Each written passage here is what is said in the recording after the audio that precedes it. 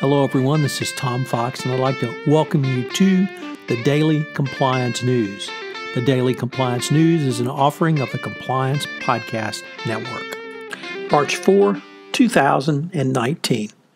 First up, an article about the continued troubles of the Canadian Prime Minister Justin Trudeau. He came into office in 2015 promising a new era in politics with greater transparency, more freedom for ministers to craft policy, and a stronger voice for women and Indigenous people in his government. However, he is under a very dark cloud now for allegedly attempting to influence the Attorney General of Canada and prosecutions of the Canadian company SNC-Lavalin around their bribery and corruption scandal.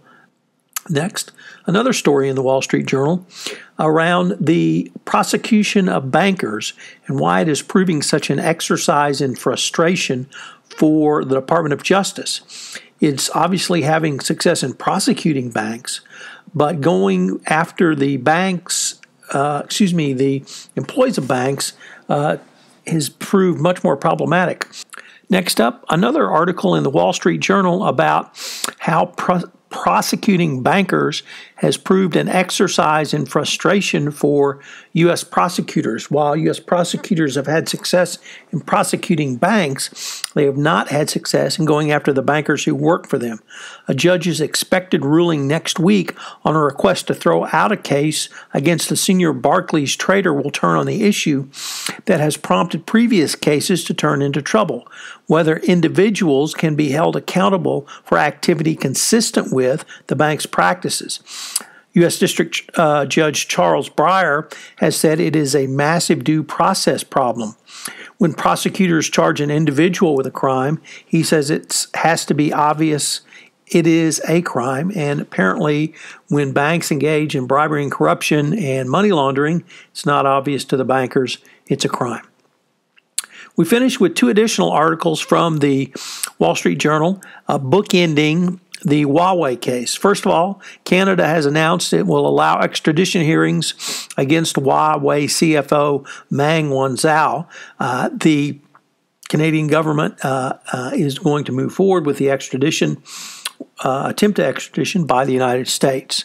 This is bookended by a very interesting lawsuit by Huawei itself, the same individual has sued the Canadian government, police, and border officials, claiming her legal rights were violated when she was detained at the Vancouver International Airport following an extradition request.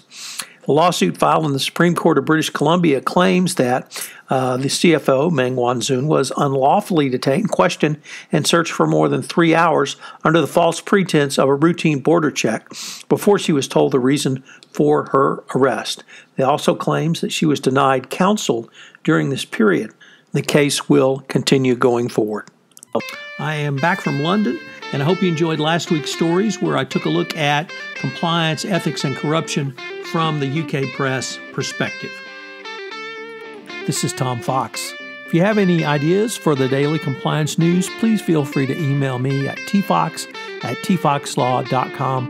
I'd love to hear from you. As you may know, we've had several new offerings on the Compliance Podcast Network. One of those includes Popcorn and Compliance, where Jay Rosen and I take a look at compliance through the lens of movies, both current, contemporary movies, and classic movies. Also premiering in December. And finally, Mary Shirley and Lisa Fine have premiered their new podcast, Great Women on Compliance. I hope you will check that out. It's a great podcast series. We have several other offerings that are in production that will go live hopefully in Q1 of 2019. I hope you will check back to see the offerings on this Compliance Podcast Network.